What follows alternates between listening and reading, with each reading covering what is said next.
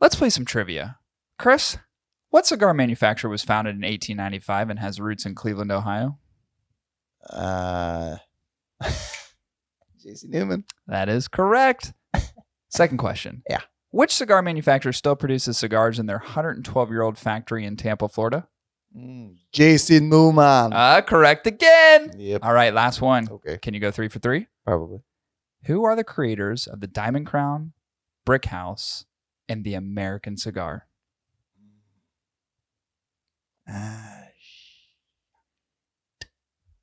J.C. Newman. That is right. Gosh, you know what? They say you look dumb, but you're pretty smart. Trivia is my thing. I like it. To explore everything J.C. Newman has to offer and a chance to win a free Diamond Crown whiskey set, visit jcnewman.com/hot ticket. The whiskey set includes 2 Diamond Crown Whiskey Rocks glasses, whiskey rocks, and a set of tongs. All the hardware you need for a perfect drink. Again, enter a chance to win by visiting www.jcnewman.com/hot ticket. And we're back. Not back from anything in particular, but we rolling. We rolling. We sat in these seats for 7 days and 7 nights, waiting for the next episode recording. Rotted in these seats in our own filth. Mm-hmm. We managed to change a t-shirt. We had Lauren bring us a set of different clothes for the video and just a washcloth to rub our bits. That's it. What is that called? Hobo bath? Like hobo bath, horse bath? Ooh, horse bath. I feel like you can't call it a horse bath anymore because that's demeaning to all the whores out there. I think you have to call it and what would you call it? I don't know. Either way, it's filthy. That's for sure. There is such a thing as a Coors bath, but they found that a lot of women were getting yeast infections. Ew. I don't know that there's that much yeast in beer. Not in Coors. In Coors? Cures. How do you say it? Cures. Cures. I've seen that facility. Oh, in the Rockies? Yeah. No, icy mountaintops of it the Rockies? Looks old. Does it? Yeah. Yeah, it's like deep in the mountains. It's weird. It's weird. It's strange. I drove past it. Does it feel culty? No, I don't know. I just drove past it. Oh. I forget where I was going. It was either Breckenridge or Vail. I think you see it like off the highway or whatever. That's kind of cool though, I guess. Like a factory in the mountains. It's really big. It's like, have you seen the Anheuser-Busch plant in Columbus? No. Really? Maybe. It's like off of 275, I think. Oh, I'm sure I've seen it. Yeah. It looks like that. Like it doesn't, you know what I mean? It just looks like a factory. Yeah. What's the thing with Coors anyway? It's like taste the Rockies, but it's like, is it the water that's supposed to be great? Because it does taste like water. Coors tastes like water. So it's just supposed to be good water? It really does. Maybe that's the whole thing. It's just like, taste our water with a little bit of alcohol. We got out production, but we'd only have so much malts. It's like, well, add water to it. Yeah, it's just kind of, it's a little strange, isn't it? Like, Coors has the whole, and they've been doing it forever. Have they? Yeah. Do you know that Sam Elliott was the original spokesman for Coors, and it continues to be the only spokesman to this day for Coors? Really? Yeah. That's cool. For like fucking ever. Like he was a young actor. Like pre-Roadhouse days? Pre-Roadhouse. Yeah. Wow. Like since he was really like, he's been doing it for like 40 something fucking years. Balls. Maybe even longer. Yeah. Dang. It was like, I think it was the first one that he got. Because it's like the spokesman technically for like all, like he's done it for Toyota, like Ford. He's the beef. It's what's for dinner. It's beef. He's just got such a unique voice, right? It's kind of crazy that you just have a unique voice, and he could have made a career just doing that. But then he's also like, I'm going to be a really good actor at the same time. Mm-hmm. I'm going to do this stuff, Ghost Rider, and make millions. And then he's like, I'm also going to do great movies. Yeah, he killed it in Ghost Rider. He was in Ghost Rider. Yeah, I'm saying that sarcastically. Also, Nicolas Cage killed was too. it in Ghost Rider. All right, he gets a pass on Ghost Rider. But Roadhouse fucking love. Fucking Nick Cage was in Ghost Rider, for Christ's sake. Exactly. Yeah. I mean, him in 1883 is fucking fascinating. He's so good in that show. It's incredible. Do you remember? Okay, so remember a couple weeks ago? Actually, I don't know how long. It's more than a month. We did the episode as far as like the decline of cigars and social media. Uh-huh. Have you heard all the hoopla about YouTube now? Yes. Yeah, so like you're starting to see disappearances of YouTube accounts, big major YouTube cigar accounts. Like we're small, relatively speaking. Yeah, but when they're done fishing, man, they're going to go after the bluegills, and that's going to be us. That's going to be us. It's a short matter of time before they wade their way through the big fish and they get to us little fish. Yeah. Yeah. So Brian Glenn from Cigar Obsession pulled all of his content off of YouTube, deleted all his videos, but he has one video remaining. I want to play this just because I want people to understand, like, okay, this is what's happening. Like, and just so everybody has sort of an idea of the impacts when you have these organizations like this that can make these rules, like how detrimental some of that can be to the cigar industry. Now, I will say this, oftentimes you see some of your most creative and innovative things occur as a result of some of this stuff. So I'm hoping that's what happens. Mm-hmm. I don't want to say that I knew this was a long time coming, but it's like, it was coming eventually. I didn't realize it was going to happen this fast because, you know, YouTube's always kind of sheltered a lot of push as far as cigar content. Everybody's known that, but now it's become exponentially more, I would say it's been regulated to a higher degree than was before. To the point where YouTube is just, I mean, they're not only administering a bunch of community violations, but they're simply just deleting and pulling content cigar related. And if you ever heard Brian Glenn from Cigar Obsession, he just does reviews. He does unboxing, does reviews. Like, you know, what we talk about on the podcast and what we talk about cigars is far more controversial. It's going to be up on YouTube. They get around to us. Yeah, I mean, it's so much more controversial. He just has a much bigger page, right? 140,000 subscribers. So I'm going to play the video of him talking about like what's going on, just because I want everybody here. Hey guys, I don't think I'd ever be making this video, and I don't even know if this is going to make it up as I'm recording this, because I'm currently banned. Long story short, Cigar Obsession videos are now on Instagram, Rumble, and Facebook, no longer on YouTube. YouTube has finally dropped the hammer and come down on not only me, but a lot of other cigar-oriented YouTube channels. Over this past week, my videos were all restricted, and they were in the process of actively deleting them, one by one. The problem is, if that happens when the ban is lifted, which is scheduled for 3 days from now, the channel would be permanently banned and I would never have the chance to upload this video. So I cut them off at the kneecaps, actively deleted what was left. So if the ban is lifted, I will be able to upload this video to let you guys know that's what's going on. All of the information is, of course, on cigarobsession.com. All past videos are saved. They are up on Rumble. The website is currently being updated, so it'll look like completely normal. All the videos will be in the post, just like it was before. All new videos from May 2002 forward are available on Instagram, on Rumble, and Facebook, all at the same time, so you can watch on the platform of your choice. If you're just watching the videos and you don't care about commenting, you don't even need an account. The links on each post, just click it and the video plays. No account needed. So I know there's a lot of people that don't have and don't want an Instagram account. There's a lot of people that don't have and don't want a Rumble account. No worries. You don't need one to watch the videos. Views, they're through the roof because now I'm not under the thumb. I'd been restricted for so many years by YouTube. Now that I'm unrestricted on the other platforms, we're seeing the true potential and reach. So hopefully this video gets out to you guys. That's what's going on. Feel free to unsubscribe from Cigar Obsession on YouTube because it's dead. No more. This is the only information that I wanted to get out. Hopefully it got out, and I'll see you on the new platforms. There you have it. He's not the only one. So Tim Swanson, Swami Samsonite. Yeah. Tim Swanson at Cigars Daily also posted a video about the restriction of cigars. Obviously, and his account is about the same size, it's a little bigger than Cigar Obsessions. Big Time Tommy. Big Time Day. It's Big Time Tommy. Yeah, I don't know. What about Cigar Vixen? Instagram. Yeah, I would imagine hers is probably going to be. They're all going to follow suit, right? Like everybody you have a large cigar channel, the days are numbered. They're numbered, and we've said this for a while. You know what's strange about it? It's slightly strange. Is, you know, there's this line that Western culture has created that defines appropriate moral value and beliefs and like what is good and what is bad, right? Yeah. Child molestation, pedophiles, bad, right? Bad. Killing people. Bad. Good. Bad. Racism. Bad. Bad. And what do they do when you see that type of stuff? Hate speech. Bad. Sometimes. All that stuff, right? You see that on social media. And what happens to it on social media? Yeah, it goes against It's pulled, community guidelines right? and it's pulled. Restricted, pulled, banned, blacklisted.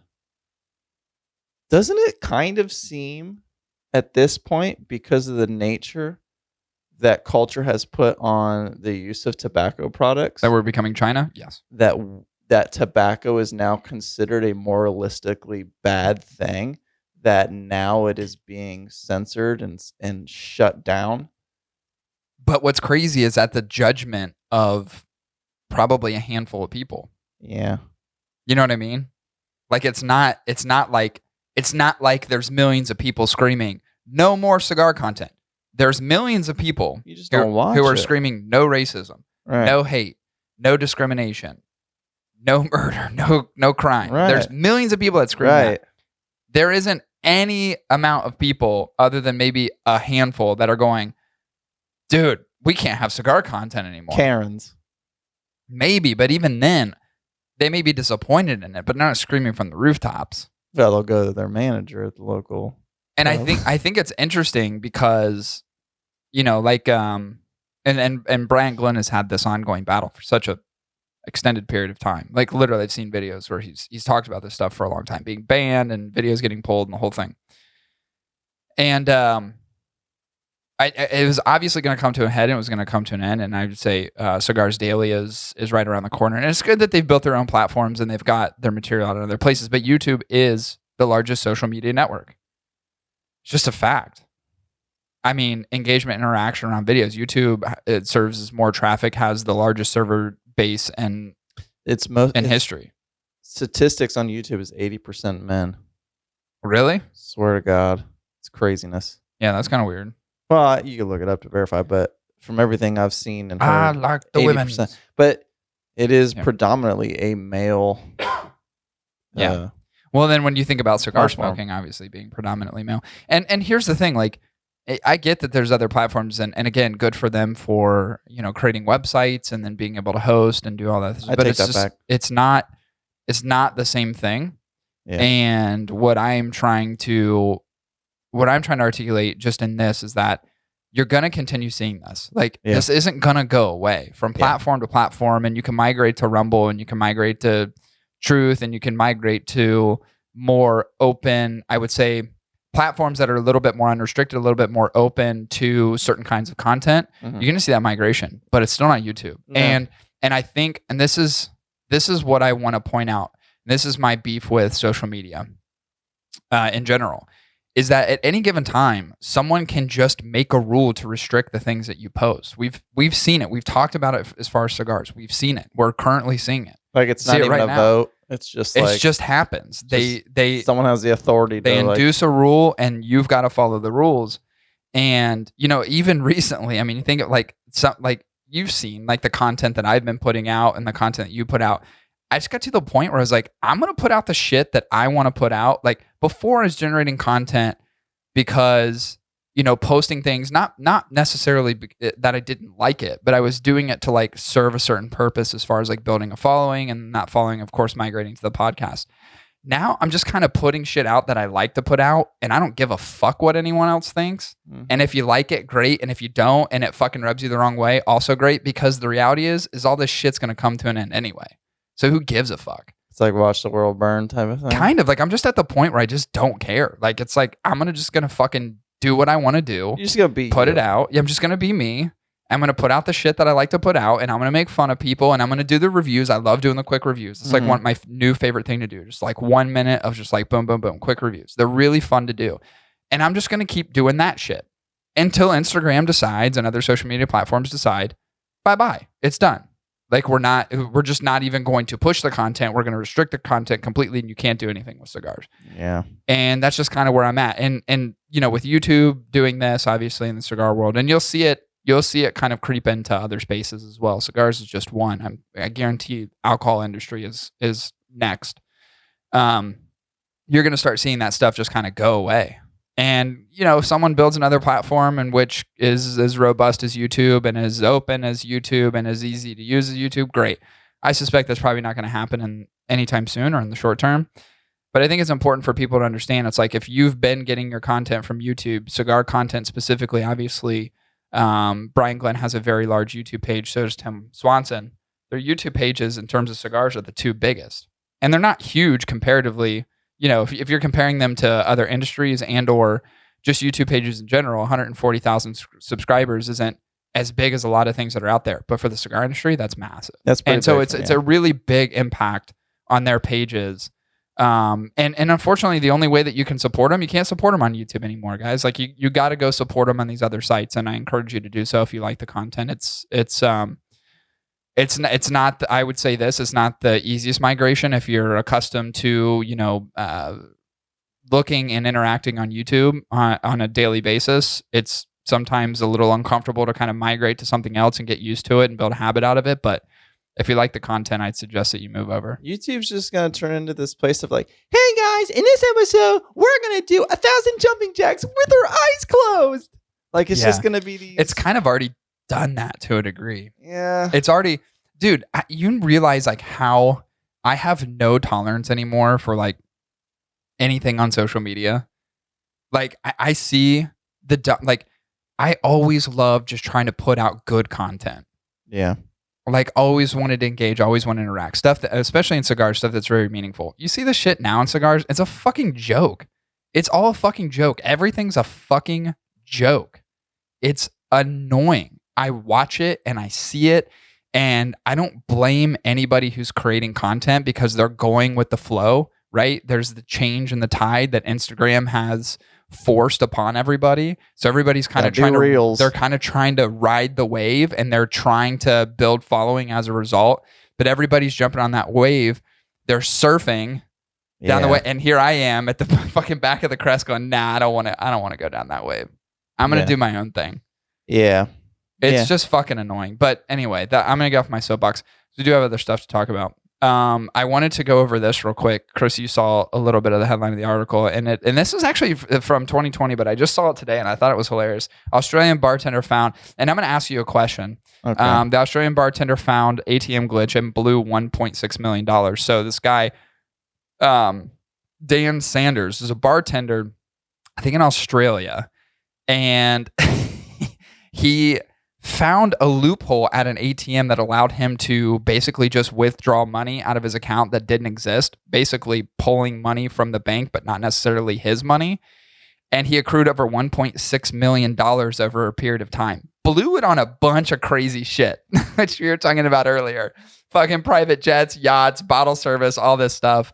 What a typical 29-year-old irresponsible person would do. And what happened as a result is he kept doing this until he accrued that $1.6 million and then literally felt so guilty that he turned himself in. Now, he got a year in prison for this. Would have definitely got a lot more had he not turned himself in. Yeah. I'm sure there was some reprieve there for him, which is great. But what I wanted to ask you, and this is what I thought was so interesting about this, was if you found a glitch at a bank, at an ATM, you're at an ATM, and you just realized you could withdraw an unlimited amount of funds, what would you do? With $1.6 million? No. If you just had the ability to pull money that wasn't yours out of an ATM, and you knew the loophole and you knew the glitch, what would you do? I wouldn't do it. I don't have it in me. Really? Yeah. Would you just report it to the bank, or would you let it go? I would let it go.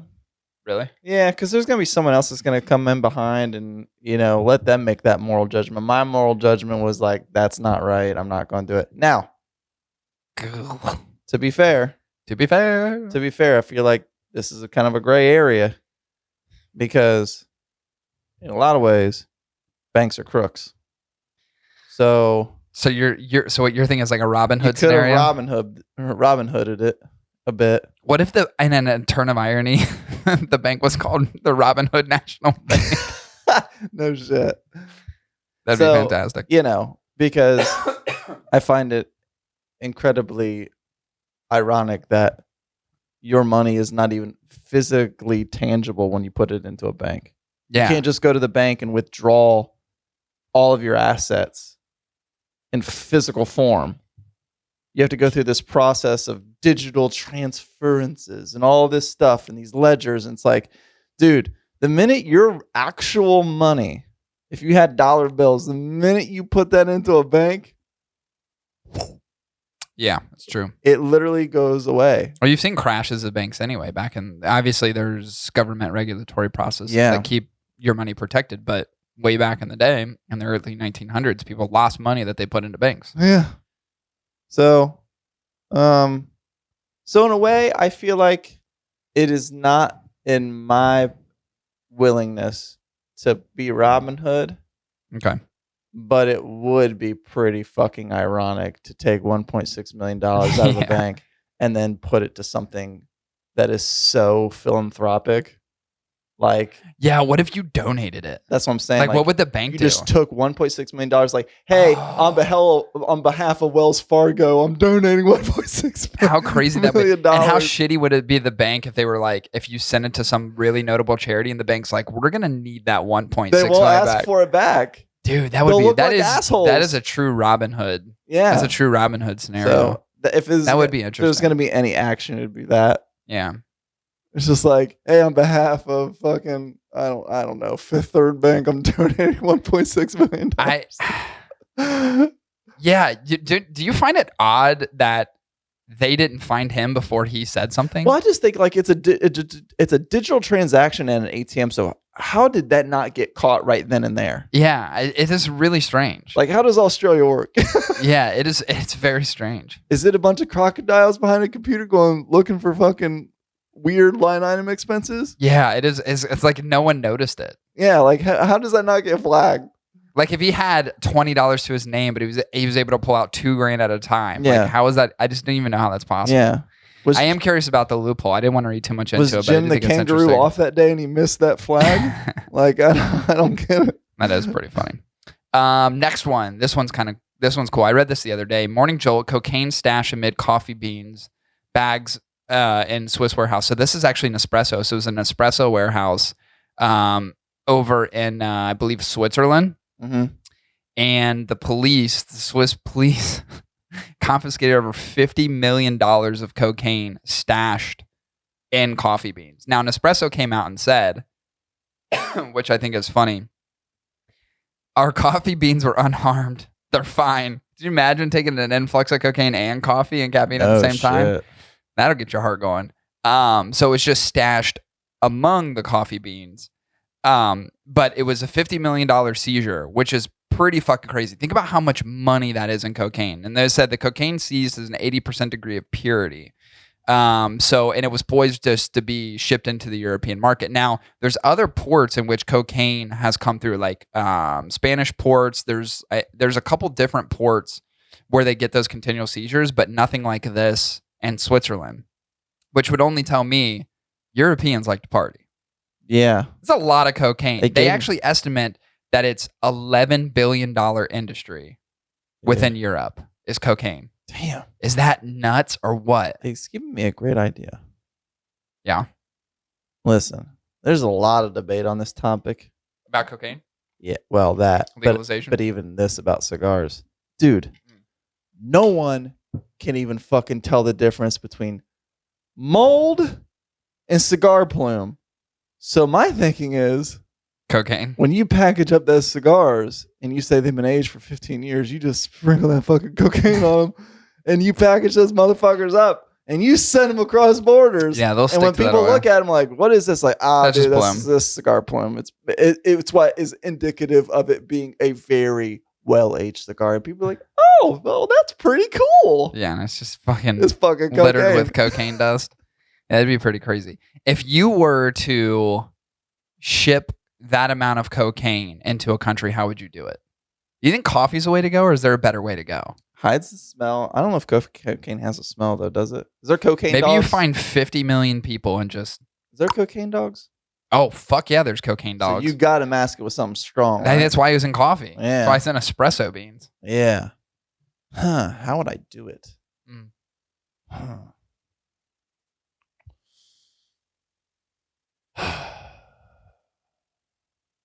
If I were a drug dealer and I've got Sometimes you look like a drug dealer. And I've got a, $11 billion industry to support. Yeah. And a $50 million influx of that, which is a very substantial number coming into a port. How do I do this? What's the most indigenous and most common species of animal in that area? In Switzerland? Goats, maybe? All right. Settled. Or a ram? I don't know. I don't know what animals are I'm going Swiss. to implore millions of goats. Local farmers with a financial bribe that we goat herd thousands of sheep and ram across the Great Plains of Switzerland, carrying a shit ton of cocaine in their asses.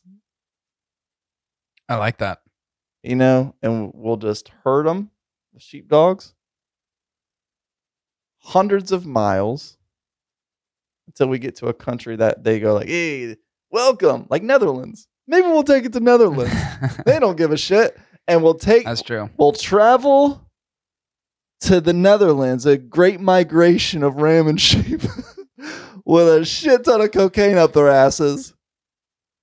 Well, couldn't you let the wool grow on a sheep and then tie baggies in their wool? Just like you could essentially carve out a pocket in their wool and just put cocaine in and then cover it back up. You could do that. We also could be heavy. We could knock out the rams, right, with some sedatives, and we cut their horns open, their ram horns, and we hollow them out, and we just fill them with cocaine, bags of cocaine, and then reattach them with hinges. So then, like when we get there, we just go, we just pour it out. Bags of cocaine and ram horns. Not a terrible idea. There's a lot of crafty. There's a lot of rams though. For $50 million of cocaine, that's a lot of rams. Yeah. $50 million of cocaine is a lot of cocaine. Mm-hmm. I feel like the only way you could do it is really by shipment. Do they have two stomachs like cows? A ram? Yeah. I have no idea. I'm not a ramologist. But I would say, whether they're eating it, shoving it up their bum-bums, or we're hiding it in tied little baggies underneath their wool fur, or hollowing out their horns, I think there's a lot of ways we can probably strap a good ram with probably about 30 pounds of cocaine each. I think we can. There's some times where sheep will carry over 40 pounds of wool. Now it's really bad for the sheep. That's why you have to shear the wool off. Mm-hmm. They also get overheated. But I feel like if the wool is thick enough, you could hone out a few pockets in their wool and put a couple, maybe 2, 3, 4 pound bags of cocaine. They could easily carry that. And it's pretty concealable. What makes a sheep's wool so scary? The sheer number of them. It's terrible. That's a piss poor dad joke if I've ever heard one. There was another story I was going to get to, but we can save it for next time. And it actually made national news, but it is a Liberty Township story. Oh. Yeah.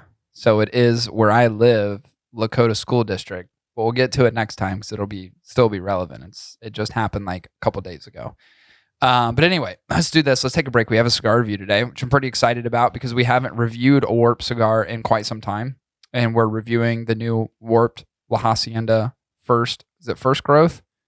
First Growth. It's whatever the shortest one is. It's the First Growth. So it's different than the original La Hacienda, indicative of the band as well. Obviously, you see the difference there. And of course, it only comes in one vitola. This came out in September of 2021. So excited to finally break this cigar down. I smoked one already, didn't review it. So decided to smoke another one and review it because you had one as well. So we're going to go over that in just a minute. We're going to take a quick break. We'll be back at you guys in a few. Hang tight.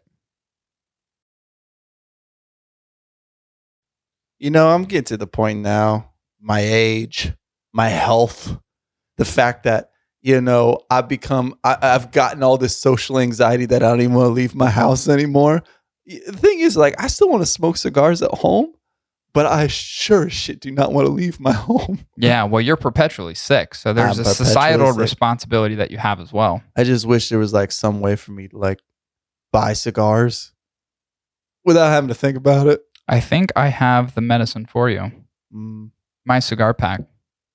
Curated packs come straight to your door every single month. Is it 5 pack of cigars, specially handpicked for you, And you can also subscribe to the Factory Direct program and get cigars that you can't get anywhere else. Yeah, as long as it covers the Omnicom variant, I'm good. I heard they show up in hazmat suits. Yeah. Just to make sure that safety and protection are at top of mind. That's So good. you can visit My Cigar Pack, www.mycigarpack.com, just for all their options. Again, that's www.mycigarpack.com.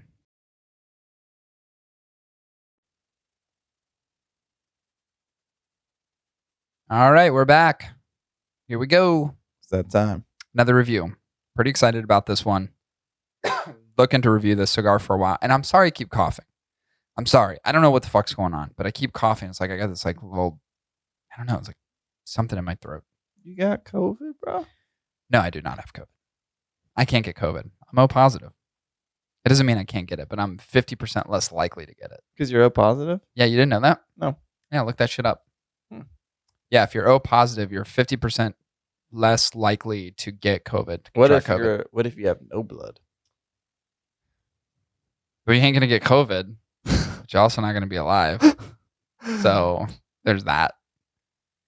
Unless you're a zombie. Zombies don't have blood technically. Could you get COVID if They you were feed on it. embalmed? No. I mean, maybe. Could an alien get COVID? You know, I saw a thing where like North Korea reported the first COVID case. Really? Like in North Korea. Like they never got exposed to COVID. Right. It's Like, like, it never happened. oh, look at everybody. Oh, I don't know. I shouldn't do that impression. but you get the point. It's like they're probably bragging about like, yeah, we've only had one case of it, but there's been thousands of people. Of course. Of course. Yeah, and it was like Omicron. And we're just like, no big deal. I feel like they just wanted to be relevant in the news. So they were just Probably. like, we got one. Pay attention to me. One case. They're like, shit, we haven't beheaded anybody in a long time. Yeah. So let's just say this person got COVID. I feel like North Korea is just They that- probably killed whoever got it too, if we're being honest. I feel like North Korea is just that like little kid that grew up with no one picked him to play kickball. For sure. Always played by himself. Well, Like, you got can a say chip North on it- Korea, but you can just say Got Kim Jong-il. Got a chip on his shoulder and thought everybody hated him and was against him. It's like, no, it's just like you're just, you're a weird kid. Yeah, it's just turned into every supervillain. And now we don't like you as an adult. But when you were little, like we didn't care. Yeah. Like we invited you once, but then you Masturbated in the corner and made everyone feel uncomfortable. yeah. You got dirt in your eyes and sat there for 3 hours crying. Yeah. Fucking Kim Jong. What is his name? Is it Il or Un now? I think it's Uno. Kim Jong Uno. Dude, what if they did that? What if it was like Kim Jong Uno, Kim Jong Duo, Kim Jong Trees? I think it's great. Just Spanish numbers at the end. That'd be fantastic. All right, here we go. Breaking down the Warped La Hacienda First Growth today. Again, came out in September 2021. Made at the Aganorsa factory, as is most of Warped Cigar. Not all, but most. And guess what? Nicaraguan Puro. Like most. Now, this did come to us in a Petit Robusto 4x50. It was originally supposed to be a 4 1/8 by 48, I believe. There's something with the production. They had to switch it to the 4x50, which is actually kind of a cool Vitola. I really do like short Robustos. I do Like Petit too. Robustos are cool. I like just a quick smoke. Comes in at the $9 price point, which I believe if you consider the production or you consider the size of the cigar as a whole, with everything else that exists in the original Hacienda line, I think this is slightly more expensive.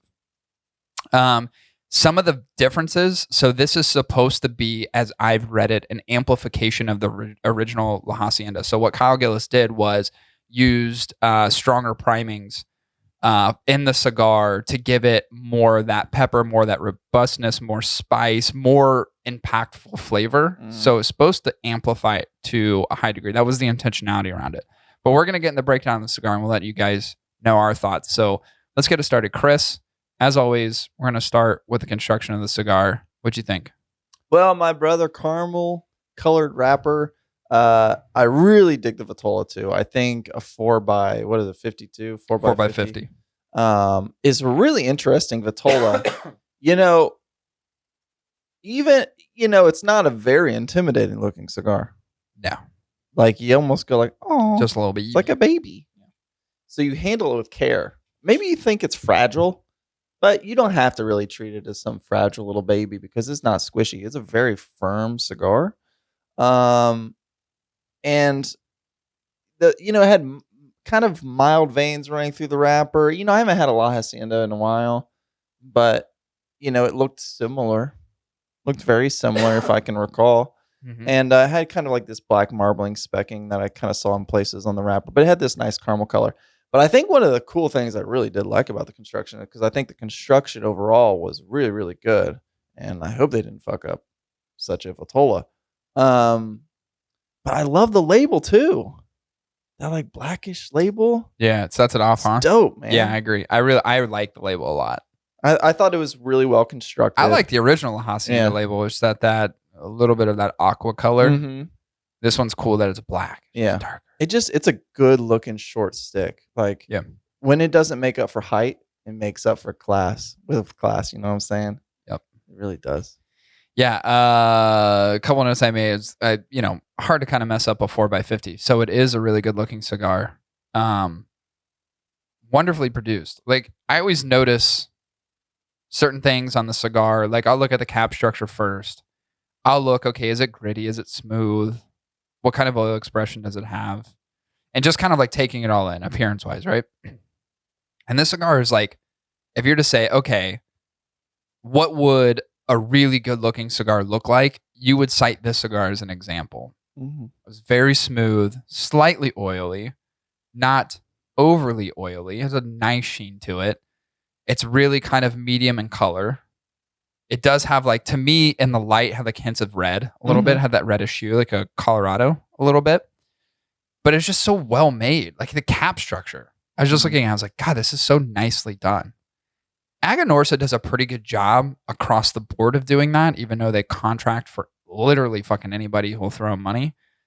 But I do feel like if you're Warped and you're Kyle Gillis, which has a much more intimate relationship with Aganorsa as a whole, the stuff that you're getting built and the stuff that you're getting produced by Aganorsa is going to be super high quality. And this is really indicative of what I think that relationship is with them. It's very, very well made. Beautiful cigar. And I got to say it again. The 4x50 is, I wish there was more 4x50s. Like I like Robustos, but sometimes I just like smoking for 40 minutes. Sometimes I like smoking just like 40 to 50 minutes. That's it. Like give me take a little bit of the inch off. I'm good with that. If you blend it correctly, I'm good with it. Now, for some of the ladies out there, do not let 4 inches scare you away from a good time. Yeah. No, definitely not. Yeah. It's what you do. You hear a lot of porn stars say... it's what you do with it. Yeah. There's so many porn stars say like, whoa, I can't. I'd rather have someone that was smaller and knew how to use it than fucking Daddy Jackhammer over there that doesn't know what he's doing with that, 10-inch hog. Yeah, with this one, it's so well kept. Like no strands of pubic hair. It's shaved clean. It'll fuck you good. Literally wrapped in a bow. Yep. It'll fuck you good. What'd you think about the burn? Man, I'll tell you what. Little 4x50. Great resistance on the draw. He gave him $1. Sorry. I was thinking that. I gave him $1. God damn it, monster. Get off my lawn. Decent burn line. I had this thing that happened where it reminded me of another cigar. But I had this perpetually smoking ash, which I only see from a Liga. Drew Estates. Yeah. That's that oil induction. That mineral oil. That mineral oil or whatever. Like it just kind of produced too much smoke as it was resting. Right. Yeah, that's interesting. It was doing that for a majority of the cigar. I'm like, oh, yeah, that's interesting. Interesting. I don't know what you're doing over to Aganorsa, but I keep my shit at freaking 70. You playing me, Aggie? 70 degrees of humidity. 70 degrees of humidity? 70 RH humidity. 70 degrees of humidity? Can we make a fucking documentary called 70 Degrees of Humidity? Dude, speaking of people saying dumb shit, I gotta laugh at this real quick. Fucking Shane is like the ultimate troll on social media. And some of his stuff, I'm like, whatever. But some of it's actually really funny. And he reposted this video of this guy at this humidor who had like a weird kind of mush mouth, the way that he talked, a little bit of a higher pitched voice. And he's using one of those fucking like spike tools to cut a cigar. Now there's two things about the video that made me laugh. Thing number one, which was at the end, was that the guy who was saying poke three holes, and then however many times you poke it, you can get to 16. You just multiply by 3. And I go, well, that doesn't make sense. That math's off. That was really funny. It was Shane selling it. But the guy also called the LFD Lajero the LFD Ligero. And it made me laugh because the guy's like, hi, I'm the GM, blah, blah, blah, at the famous blah, blah, blah. And he goes, and I've got this LFD Ligero. And Shane's reaction to the video is really funny. He goes, did he just fucking say Ligero? So it just reminded me of people saying dumb shit. Yeah. Like when you said 70 degrees. You know why I said 70? degrees. Do you want to know why I said 70? Because inside of Lemon's terrarium, there's a hygrometer, but it only does it based on percentages. And it's on a color scale of what's appropriate for like a terrarium for an animal. Yeah. And so the green is always at 70. Okay. Or like from 50 to 70 or 50 to 80 or something like that. But anyways, that's what in my head. So I just had degrees, like percentage in my head. Gotcha. I mean, I knew what you meant. It was just funny that you said it. But anyway. Anyways, back to the burn. Very strange indeed that this cigar would continue to perpetually smoke as if there was a phantom sucking on the cigar while I'm not. Yeah. You know what I'm saying? Maybe there was. And so I've always contemplated I'm haunted or cursed. I have. Maybe didn't that Asian lady, did she die? Oh, that lives in your apartment complex? Nope, she's still there. Oh, I thought she died. Nope, she yelled at me the other day. Did she really? Yep. I think she was saying hi, but it comes off really aggressive. Well, that's just because. Never mind. I thought you told me she died. I like being stereotypical. I think it's fun. So she's alive. I was gonna say maybe it was her ghost. She's still alive, and I've talked to her. Oh, that's interesting. But she just has this way of yelling. Yeah. To you, and you don't know if she's being aggressive or not because it's very hard to understand her English. Yeah. So she could be calling me an MFer, and I'm like, "Oh, you're funny." You just don't know. I just don't know. Or like, "Oh, she's like, I hate you, white boy," and I'm just like, "Oh, great to see you." Do you know her name? Nope. Don't know. Anyway. But what I was saying is so far a really good burn. Light gray ash, very dense ash. The cigar was pretty stout for as little as it is. Yeah, for sure. It was really quite well packed. It was a 1-2 puffer. I had great smoke production with such a great draw. Like it was pretty freaking effortless smoke experience. Yeah. And 0 outages. I thought the burn was great. Yeah, I agree. Superb, actually. Great smoke production, easy draw, good resistance, everything that you would want out of it. Nice even burn, no touch-ups. Not even even when I started smoking the cigar, I already anticipated I'm not going to have to do anything with this. I can just sit and smoke it and enjoy it. Mm-hmm. There's nothing complicated about that smoking experience whatsoever, which is exactly what you want. Now, I'll say this, kind of hard to fuck up a 4x50, I think, right? It's less tobacco. It's a pretty easy Vitola, I think. Mm-hmm. But even so, it just seemed like it was just, and it's indicative of the quality of the cigar, right? We talk about the production, we talk about the construction overall. It lends itself to how good the smoking experience is. And it was fucking fantastic. It was so effortless. I love cigars that don't have to think about when I'm smoking them. How'd you cut it? Because it was so small. Did a little V. Little V. Little VV at the end. I did a little butthole punch. Did you really do a punch? Uh-huh. I like a punch every once in a while. Yeah. Yeah. You know what? I've been switching up a lot more what I'm actually using in terms of style of cut. That's good. Like I've used a punch a lot more, way more than I used to. Not that I get away from the V, it's just like there's certain times where it's like, depending on the cigar, depending on the Vitola, like I just want the best experience possible. And sometimes it just makes sense to use. That's why you have different tools, right? Yeah. Different tools in the arsenal. So yeah, I've been kind of switching it up, but this one, I say traditional V, even though guillotine cut is more traditional. But for me, V is always the go-to. Yeah. That's the primary. Well, just to be clear, I didn't punch cut because it was a preferred choice. Is all I you had? punched cut because I didn't want to use my fillet knife again to straight cut it. Yeah. Okay. Where's your cutter? Oh wait, I have to put it back you have to put together. That's right. What do you think about flavors? Okay. So we've had the La Hacienda. All right. Yeah, you said that kind of weird. You're La- like, we've had the La Hacienda. La Hacienda. Well, it's Lagueros. So Got this LFD can we Ligero. rename it? I feel like it's appropriate. Can we call it a Lil Hacienda? A low Hacienda? A Lil Lil? Hacienda. Yeah, Lil Hacienda. Lil Yeah, Hacienda. I that'd think be a great more rap name. appropriate. Yeah. Lil Hacienda. What does Hacienda mean? Is that home? What's a Hacienda? Is that a party? No, that's a fiesta. Hacienda. Is that a nap in Spanish? Oh, no, that's siesta. Which is also a type of taco seasoning, What is Hacienda? I think. A Hacienda. Hello, audience. We need your help. Can you tell us what Oh, yeah, I was hacienda close. means? It's a large estate plantation with a dwelling house. A large estate or plantation with a dwelling house. When you say dwelling house, Dude, you could literally, like, what do you think it's like? Lil Hacienda could just be like Lil Homie. Lil 'Cause it means- homie. Dude, that's fucking perfect. Lil Hacienda, man. Lil Hacienda. That's what this cigar is, man. We're going to call it Lil Hacienda. I think fucking Lil Hacienda is awesome. Yeah. Fuck. Kyle, change it. Change the name. Change it. But when it came to the flavors, like I thought the construction's great, the burn's great.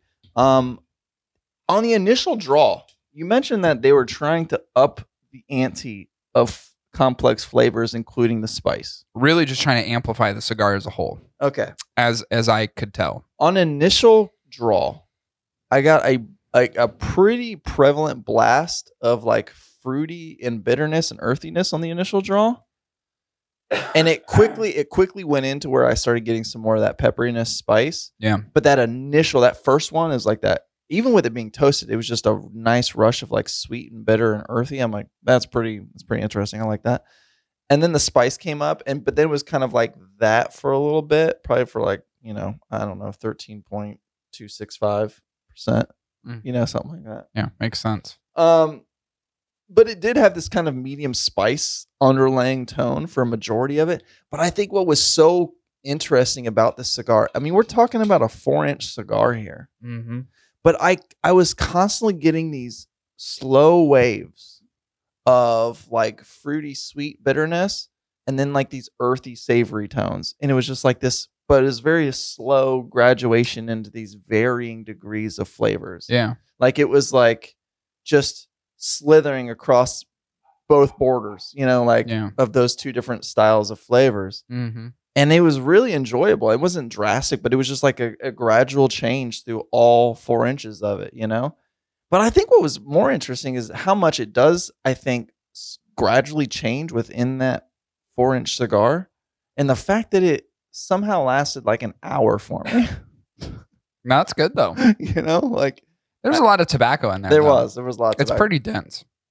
But I just liked it because, then it kind of finished off with these woody bitter notes. Wordery.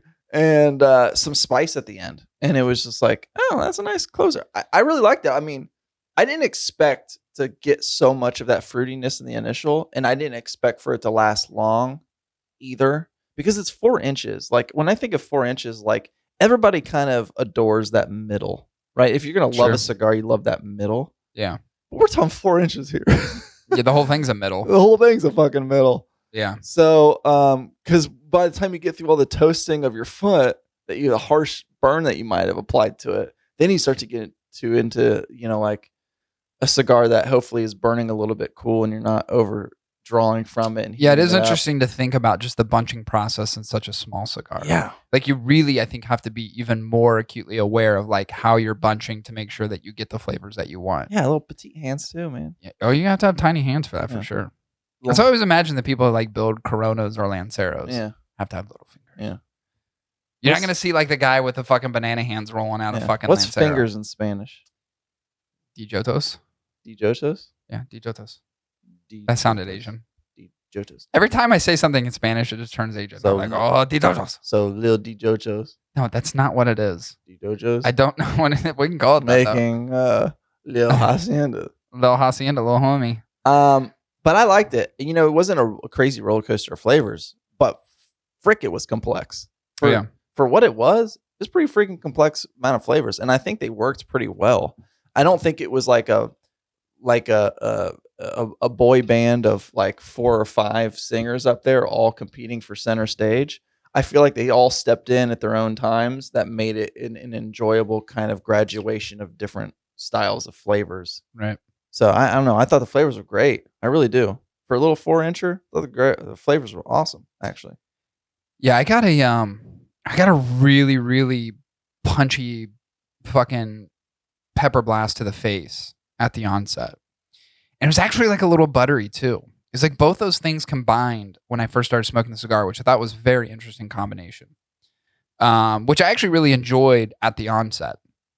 When I smoke the cigar, I do agree with you in terms of like the ebbs and flows of the cigar, like certain things changing. But I always thought it was in combination with predominant pepper. Mm-hmm. So you'd get some of the sweetness, but with a lot of pepper. Mm-hmm. And you get some of that savoriness with a lot of pepper. And you get some of that creaminess with a lot of pepper. And you get some of the earthiness with a lot of pepper. Pepper was always like the predominant. Oh, no. It was always predominant for me in the cigar. And you know, this is intentionally supposed to be an amplification, of course, of the original Hacienda. And actually what I like about this cigar is that it wasn't that for me. Mm-hmm. It's just a completely different cigar. I always look at it as the original Hacienda as one of my favorite warp cigars. I like that one and the Cloud Hopper, my 2 go-tos. Not that they don't make other really good cigars. There's a lot in their lineup that's amazing. Those are just 2 of my favorite go-tos. What I always appreciated about the original Hacienda was the fact that it was pretty even keeled. Like, it's not an overwhelming cigar. I'd say that it's, in terms of flavors, it's dynamic, but it doesn't blow your face off.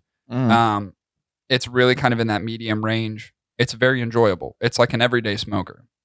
This one, comparatively, to me, is nothing like the original. And again, that's a good thing. It's just different. I thought, to me, there's just too much of that pepper on the tongue throughout the cigar. And I can see where a lot of people would enjoy that, because when you do have those crests, you have those waves, it's kind of cool, I think, for a lot of people who like that predominant pepper heaviness to have an introduction through certain intervals in the cigars of other flavors. So it's not static. It is a dynamic cigar, and it does change, but it changes with the pepper mindset is always there. It's always front and center. And to me, that's not my jam. So what I really liked was that you do get some of the introduction of some of those flavor characteristics. And I'm like, ooh, I really like the change up, but I could use less of the pepper up front. I could use less of that spice. I get a little bit less of the bitiness on the tongue. But some of the flavor, the fact that like at the onset, it was like spicy and buttery. Like I was like, what the fuck is this? And to me, it was like cool. It was like strikingly, it was very interesting. It was like kind of hit my palate and go, what the fuck is that? Well, that's unique. Did you try retrohaling it? I always retrohale. Oh, okay. Dude, what do you think of the retrohale though? But it had to be running cool for me. Yeah. I obviously I like all cigars more on the retrohale. And I think that's where you see, like for me, in those combinations of flavor where you get that pepper and you can get a burst of something else, is really fucking, it's very apparent on the retrohale. So obviously it amplifies the flavors and it gives you more specific flavor characteristics as a result of retrohaling, which I really very much enjoyed in the cigar. It just, to me, it's just too much of that hard hitting pepper that sat on my palate. Honestly, through retrohaling, I admired the flavors and I thought they worked well together. I just don't like that pepper sitting on my fucking tongue the entire time I'm smoking, because to me, it just overwhelms everything else that I want to taste. Like a red pepper flakes just sitting there. Yeah, just kind of stinging in your tongue. Yeah, just sitting there. And I'm concentrating on that more than concentrating on everything else that's happening in the cigar. It's just something that I don't really like in a cigar. Yeah. And it happens, but I can see where there's a lot of people that probably like this. All right, let's get into pros and cons. What'd you like? What'd you dislike? What'd you like? And then we'll get into scores. Okay. Actually, let's get into price. Yeah, let's go into price. Oh, I think price is great.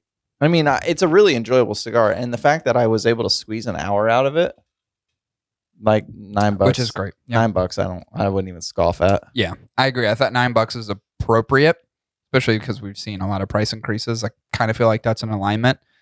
Even though it's a 4x50, it's like, yeah, it's a warped cigar. Yeah. You kind of know what you're going to get. I think it's appropriate. So pros and cons, what do you think? Pros, great complex flavors that seem to hit most of my taste buds, including the spice, which I enjoy. I thought the retro was awesome, but I put with an asterisk, look out for the nostrils if it's not running cool. Because I feel like the harsher cigar is burning if you're over drawing on it or it heats up too much and you've got a spice forward cigar, the last fucking thing you want to do is retrohale it. Yeah, just kind of. It is a the nostril blast. One, you're gonna look like an idiot in the lounge because you're gonna be like, this. It's not good, and then it's gonna look like you're slightly pepper sprayed because your nose is now running. Unless you're a pro, and your eyes are, and your fucking face is desensitized to it. Yeah, my nose was not cauterized due to like some weird sinus issue, So like mine are very sensitive. But when it's running really cool, a retrohale of the cigar is freaking great. If you want to do it, I would encourage you to do it at the beginning. And if not, let it rest for a couple of minutes before you retrohale. But I really like the retrohale. Yeah. But those moments were few and far between because I was constantly smoking on it. It was constantly being hot. Right. And the other thing is, I think the price is stellar. I really do. I mean, for what it is, because I feel like some people are going to look at a 4-inch cigar and go like, $9 friggin' dollars when I can get that nub for like $7. Don't let that make a don't let that become a bad judgment, because in my opinion the cigar is great and it lasts for an hour and you could probably squeeze a little bit more time out of it if you really baby it and really try to enjoy it. It makes the time spent on a $9 cigar worth it. Yeah. As any other size of cigar would. The cons should have been named Little Hacienda, I think. It'd be such a cool name. Little Hacienda. Maybe we'll rip it off and throw it on Little Hacienda. Pros for me, construction is absolutely amazing. Equally great burn, which I loved. Again, I like how it's a departure from the original.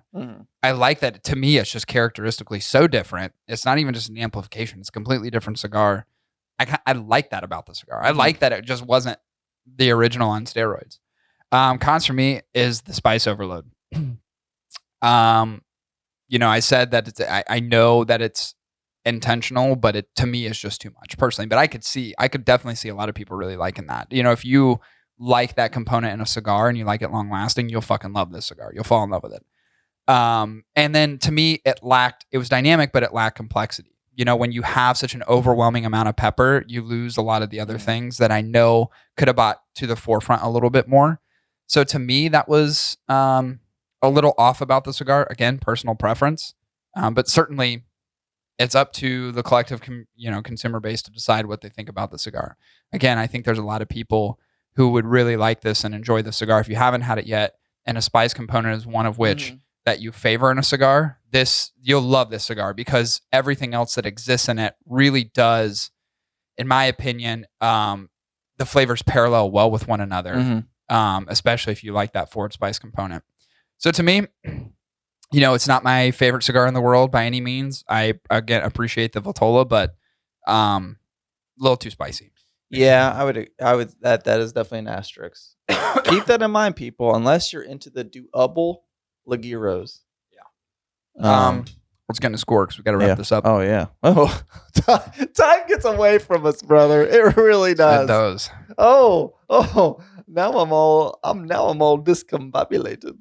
All right. So construction. 10 out of 10 construction. Flawless construction. It's a freaking cool ass looking 4-inch cigar. It really is. 20 out of 20 on burn. Impeccable burn. Had 0 issues, 0 relights, nothing. Perfect draw. Good smoke production. Flavors.